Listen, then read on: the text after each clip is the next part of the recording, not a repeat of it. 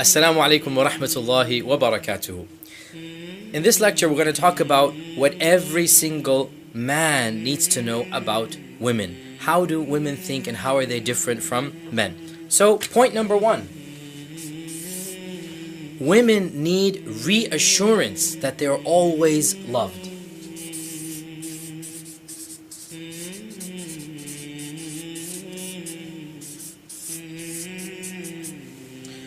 Women always need to feel loved, appreciated, and cherished. The biggest problem here is that men take women's love for granted. Of course I know my wife loves me. I don't need to prove it to her. But see, the question is not whether she knows it or not. The question is, are you showing it? Are you demonstrating it? You see, men are very logical and rational. They reason, I'm providing for my wife, I'm paying her rent, I'm coming home to her at night, I'm taking care of the house. Of course, she must logically and rationally see that I love her. But women are not thinking things through in the same type of manner. They're feeling things in an emotional sense. So for example, if the husband is often silent, as most men are, if the husband does not talk about his problems, most men don't, if the husband withdraws into his cave, if the husband is busy at work, for many women, this is taken as a signal that he does not love her. Now, we've talked about how to show love in other sections of this course, but briefly, to reiterate, number one, verbal assurances, words of affirmation. I love you never goes out of style in any language. It never loses its charm. It never loses that gazaz that comes with that phrase, and it needs to be said continuously. But it's not just that phrase. It's positive reassurance. It's affirmation. It's taking into account the good that she does. Number two, physical reassurance. Lots of touching, lots of hugging, lots of kissing, all non-sexual here. Remember, for women, it's the non-sexual hugging and kissing that makes them feel cherished and loved. Number three, companionship. For men, this is the most difficult because men do not open up for their problems and worries. But for a woman, this is what is the most important for them. So open up and show you're a genuine companion to her. Tell her your fears and worries and expect her to tell you hers. This is really what a woman wants, that emotional connection with a man. Also realize that when she is emotional, don't just walk away into your cave. Just listen. You're the man. Try to keep your cool as much as possible. You want to handle your feelings alone. She wants to handle her feelings in your company. Realize, when a woman does become emotional, it's because she's trying to connect with you.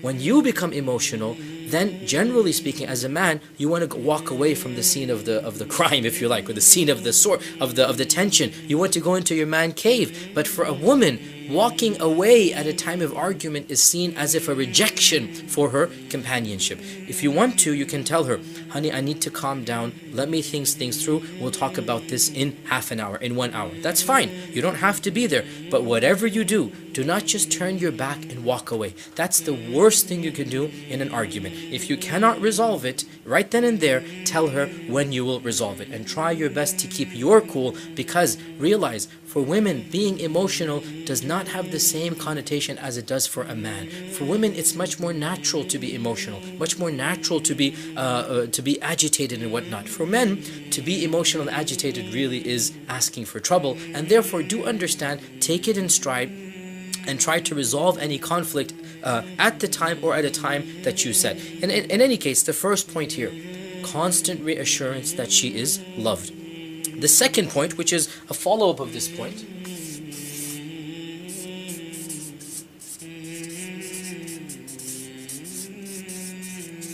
thought process. By this I mean, women think very differently than men. Now, most men believe that women are emotional creatures. Now, there might be some basic truth to that statement, but this is a cliched statement. But what does it mean that women are emotional? Well, one of the ways that this translates into is that a woman's thought process is different than a man. Generally speaking, a man focuses on one primary thought at one time. He solves it and he moves on. And unless he's in a really bad mood, generally he can ignore other issues. He can ignore other emotions and get his work done. He might be having a really bad argument with his wife. The next day at work, generally speaking, he'll do just as good of a job as he did yesterday and as he's going to do tomorrow. He can, we call it compartmentalize. He can take a problem and he can throw it into a compartment, and he can just simply shove it aside and concentrate on another problem at one given time. For a woman, she's going through multiple thought processes at the same time. She's dealing with mundane issues, she's going over the household chores, she's dealing with emotional stress. For a guy, this simply is impossible to imagine. Let me put this in a real life example. Suppose you're working on a computer, simultaneously writing up a speech in one window, editing a schedule on Excel in another, preparing a PowerPoint presentation for the masjid on the third, and also dealing with incoming viruses with an antivirus program, all the while people are emailing you. Can you imagine anybody doing this simultaneously? Obviously not. We do one thing, we move on to another, we move on to another. You need to understand, for women, they truly can multitask. Let me translate this into daily experience. I'll tell you myself. And I don't mind, taking the joke on myself here. Whenever I have to cook a dish, whenever I have to be in the kitchen, I need to literally go through a checklist, concentrate on one dish at a time, and make sure that it is going fine. If I decide to multitask, for example, check emails while the food is cooking and take care of the kid and prepare the dessert and take for the bread, believe me, the meal's not going to be cooked. I just cannot do that. Yet my wife somehow miraculously every day simultaneously manages to do 4 or 5 or 6 tasks at a time, managing the kids yelling and screaming, making sure the house is done, do the chores, do the dishes, do all of the stuff that needs to be done. A man needs to understand a woman is capable of doing multiple processes simultaneously. What does this translate into for a man and a woman? Well, for one thing, it's very easy for a woman to jump from one topic to another in her conversation. For the man, it's like, it's completely stopped. Completely stopped, because she's literally going from project A to project B, and in her mind, it's working. For a man, this seems disoriented. For a man, he's not quite following along. And this is so frustrating for a man who has never been married before, and then he gets married, and then he finds his wife, he's talking about one thing, and she might say something totally unrelated. Or the conversation will change from point A to point B, and he doesn't understand why. She's not being disrespectful. This is the way that her thought processes are working. Also, this also leads to another issue which every single husband is familiar with. Women never forget anything done in the past. No matter how many years or decades or centuries have passed, right? It's very common for a past item or a past mistake or a past issue to be brought up. For a man who is just thinking of a current problem or a current issue or a current argument, it doesn't make any sense that a past item is brought up. But for a woman, sometimes it's going to be brought up in 2 months, in 2 weeks, in 2 years, in 20 years. Whatever the issue is, again, it's something that is in her mind. And therefore, do realize this is rather natural for a woman, that every man needs to realize that. For a woman to bring up something in the past, it's pretty common. It is the way that their thought process works. Also, this another fact which is very frustrating for men, that women can be engaged in intimacy. They can be literally the husband is in the heat of the moment, and their minds are on something totally different. For example, the chores for tomorrow, taking care of the kids, the bills, the groceries. And sometimes she happens to verbalize what she's thinking about when the husband is in the passion of the moment, and there goes his romance. Well, again, this is a part and parcel of being a woman. It's very natural for a woman to multitask. She's thinking about all of these things together. And this is something women do need to realize. When their husbands are aroused, when their husbands are in the heat of the moment, when their husbands are turned on, there's only one thing on their minds, and that's sex. For her to bring up anything not related to sex is a big mood kill. It just destroys the entire moment. It really hurts the husband that he's involved with her. He's showing his love. Again, remember the languages of love. Remember, for the husband, this is love. And then she brings up, oh honey, don't forget to take the garbage out, tomorrow morning. And it's just so frustrating for the husband that he's in the middle of the moment, in the middle of this passion, and her mind is multitasking to something else. But again, this is something that men need to understand, that women do not compartmentalize their thought processes. Men, on the other hand, do compartmentalize. So a man needs to understand that he should never assume how a woman thinks, never assume that her irritation is because of you or because of anything until you verify it. The best thing you can do is to allow her to talk through her issues and to be a friend for her. Third point. Women need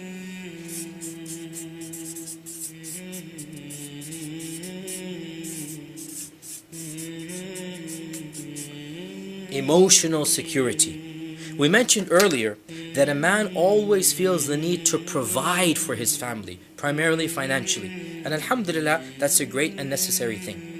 But what most men don't realize is that for women, they are more in need of emotional security than financial. What this translates into is that when the husband is working long hours in the office, he feels he's doing a really good job taking care of his wife. He's working his behind off to give her what she deserves. However, from her perspective, she is saying, my husband's rarely home. Perhaps, he doesn't have that connection with me. Perhaps he's not as close to me as he should be. Perhaps he doesn't love me enough. Subhanallah. Many men, they tend to assume that just because women like to shop, they are more materialistic than men. But the fact of the matter is that the average woman would value a strong and good emotional relationship with a poor husband over an insecure relationship with a rich husband. In one study, almost 90% of women surveyed said that they would prefer a man who took a lower paying job if he spent more time in the house. Think about that, brothers. A woman, 90% of women said they would rather prefer a husband has a lower income, less money if he spends time at home. So the husband needs to work to develop that sense of security in a woman, the emotional security, just as he's got to work to ensure financial security. You have to work to ensure emotional security. Husbands, men, never assume that just because you're paying the bills, and just because you have a big house, and just because you're taking care of the financial needs, and just because you're having sex with her at night, that you are showing her emotional security. Emotional security is not dependent on these factors. How do you show her emotional security? By the small things. Keeping in touch regularly, texting her, calling her from the office, making time for her, quality time. Every evening or every week, spending some time with her, being an active part of your household, communicating, opening up to her. Even if you're working long hours, remind her that, honey, this is for you. This is for the future of the children. Talk. And you know what? There is a compromise as well. Perhaps she does have a point. Perhaps you are spending too much time in the office. Realize that your family, your wife, your children, they have a right over you as well, as do their finances. Try to find that middle balance. But the bottom line, emotional security. A woman needs to be reminded that she's loved, she's cherished, she's appreciated. And the fourth point, a man needs to know that what a woman really wants is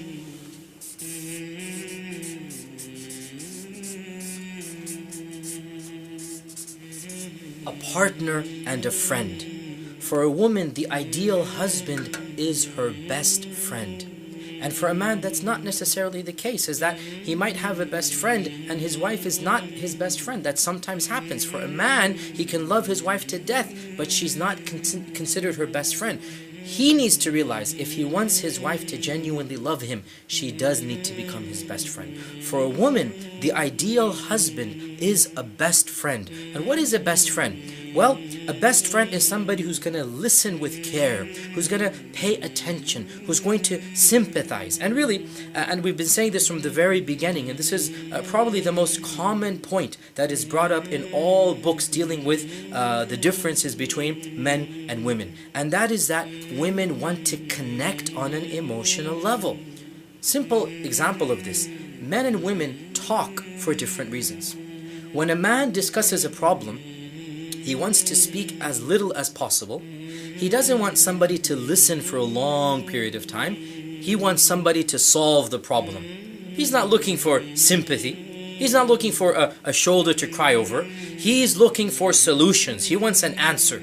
So he's going to go to somebody whom he looks up to for knowledge, for inspiration. He's going to say, you know, this happened to me. And they'll be silent. And he'll want a response. Well, you know what? You should do da da da da da. That's exactly why he's speaking. Now, when a woman comes to her husband and she expresses a problem, he naturally goes into man mode, which means he talks as little as possible and he offers direct, explicit solutions to the problem. Well, you shouldn't have done that. You should do that. This is a mistake and this is your solution.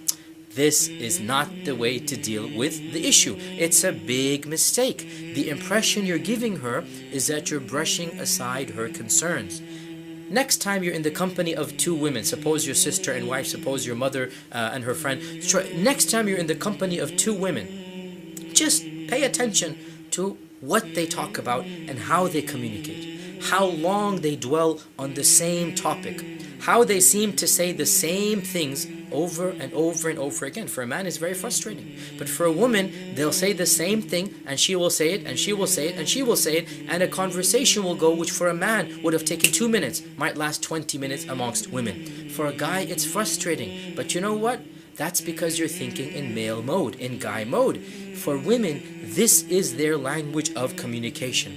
A woman wants somebody who will listen to her, sympathize with her, empathize with her. This is how a woman solves a problem. By talking about the issues with the people that she loves, by allowing her emotions to come out and to come out and to come out, and to have those emotions recognized by those whom she loves, by her listeners. For women, it's not that the issue is bothering them, it's the emotions that the issue has generated. Men are different. Men don't talk about the emotions. Men, they want to ignore that. It was embarrassing. They want to ignore that. They want to talk about the issues. For women, it's the emotions. I felt hurt. I felt humiliated. I felt, this is the point. And she wants the sympathy. Believe it or not, husbands, for many issues, not offering a solution to your wife as she's discussing it through will actually make her feel that you're genuinely there for her. You're sympathizing with her. You're listening to her with the care and the attention and the sympathy that her problems deserve. And of course, this is where it does get complicated for men, because frankly, and I'll be very honest here, men find it very difficult to listen to these types of conversations for that long. Something that they would say in 2 minutes, a woman might say in 10 or 20 minutes, and it's very frustrating, and that is why inherently after 2 minutes they just turn off. And this is a problem. So the TV is on and the wife is going on about it and on about a problem she's having, and the husband will pretend to pay attention, yes, and assume that he's doing his job. I'm afraid that there's just no getting around it. Husbands, you're going to have to learn to listen. And I mean genuinely listen. That means turn off the television. Give her your full, undivided attention.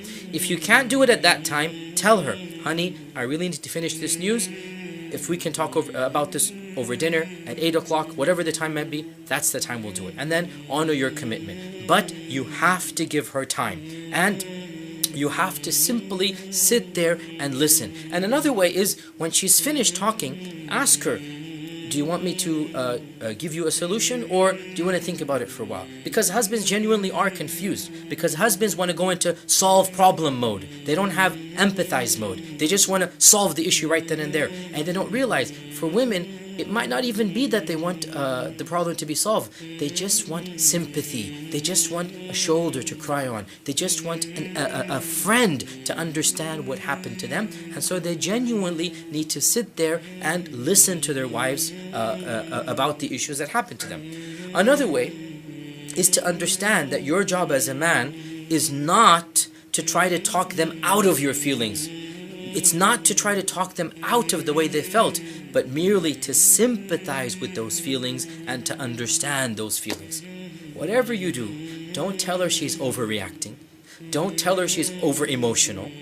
Don't ever tell her she's going through PMS. These are just big no-nos. You don't do that. Don't tell her that, you shouldn't be feeling this way. Don't question her side of the story. Just listen. Try to see it from her perspective. And after she's done, then ask her, do you want me to help you think of a solution? And always sympathize with her. So for example, if she was hurt, just hug her, hold her hand and say, yeah, that must have been very painful, or how could she have done that? Just sympathize. That's the first stage. Problem solving will come, but the first thing you have to do is to be a friend to your wife, and that's something that honestly men do find very difficult. But if you want a genuine relationship with your wife, you're going to have to learn to be friends with them, to be companions with them, to open up to be a genuine life partner. The next point. For women,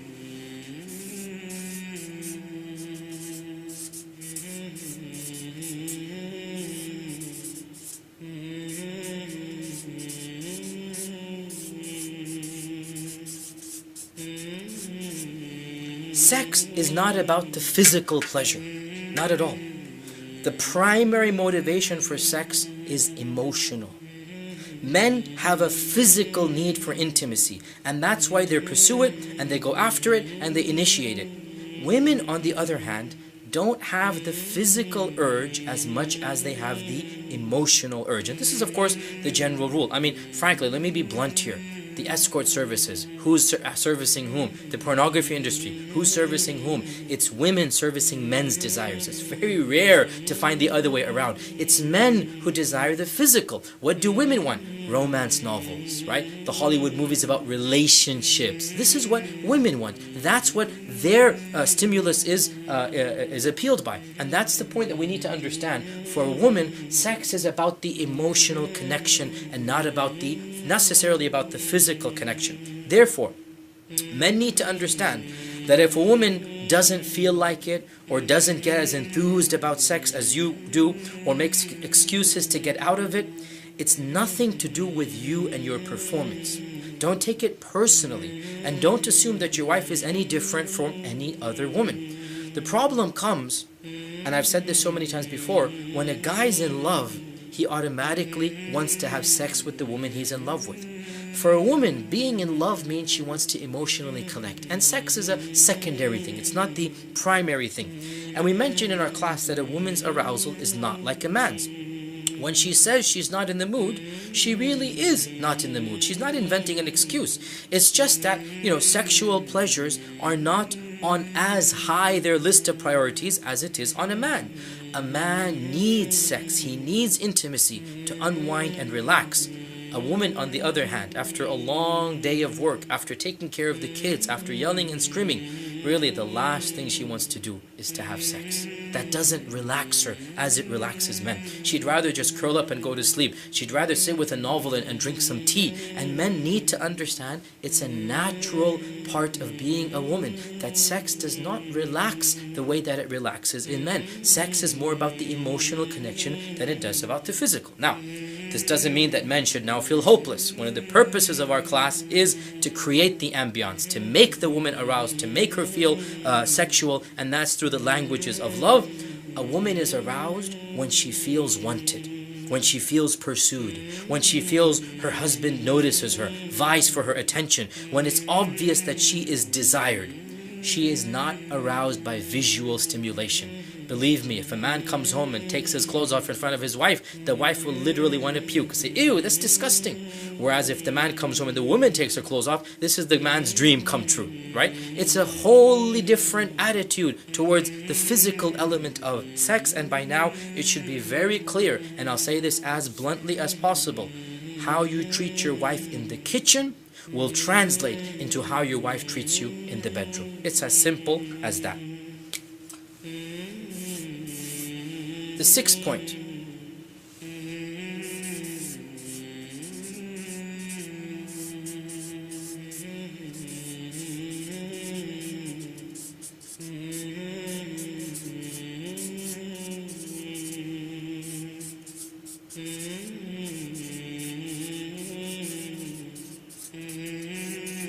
Women want to feel beautiful by dressing up, by the clothes that they wear, by the garments that they put on, by the perfume that they put on. And Allah Azza wa Jal himself says in the Quran that أَوَمَا يُنَشَّأُ فِي الْحِلْيَةِ, that he's talking about women, and he goes that this the woman who is raised up in an environment of adorning herself, it's in the nature of women to accessorize. What does accessorize mean? Put on makeup, put on earrings, put on jewelry. And when she does this, then husband or man, you need to realize that she's doing this in order for you to notice her, in order for you to show your attraction and appreciation. It is one of the worst crimes you can do as a husband, that when your wife changes her hairstyle, you don't notice it. When the wife dresses up, you don't comment about it. And by not noticing her accessorize, by not noticing her dress up, by not noticing her beautify herself, realize that you have killed any future attempt in order for her to beautify herself. Men, you need to take a mental notice when your wives dress up and when your wives change their appearance. And the flip side of this, never ever stare at another woman in your wife's presence. Of course, you shouldn't do this anytime. Allah Azza wa Jal has not allowed us to do this. But wallahi, brothers, even non-Muslims who don't believe in Allah realize how crude and how vulgar it is to stare at another woman right in front of your wife. You're destroying her self-confidence. You're destroying her love for you. Also realize that it's simply undignified. It's simply not going to get you anywhere to crack jokes about a second wife in front of her. I'm not making fun of the concept of a second wife. What I'm saying is, do you really think your wife is going to love you more? Do you really think that's going to make her appreciate you more if you casually throw in every second sentence a joke about a second wife? That's not the way to do it. And our Prophet ﷺ never once joked about another woman, even if he married one. He didn't crudely throw it as a taunt every time something happened. That's not the way of a gentleman.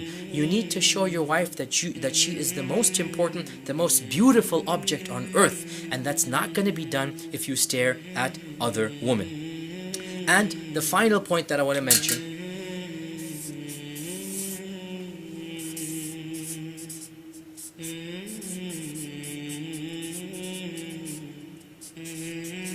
don't rationalize every single problem that a woman comes to you with.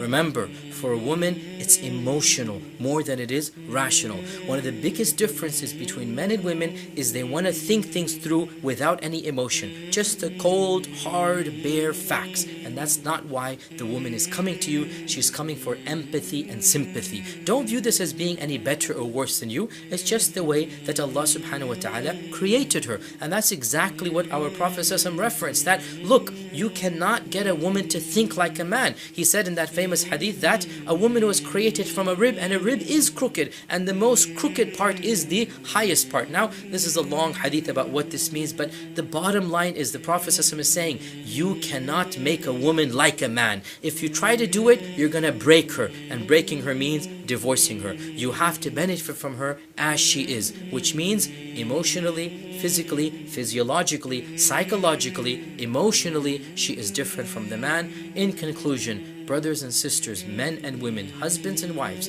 realize وَلَيْسَ الذَّكَرُ كَالْأُنْثَى, the man is not like the woman. جزاكم الله خيرا والسلام عليكم ورحمة الله وبركاته.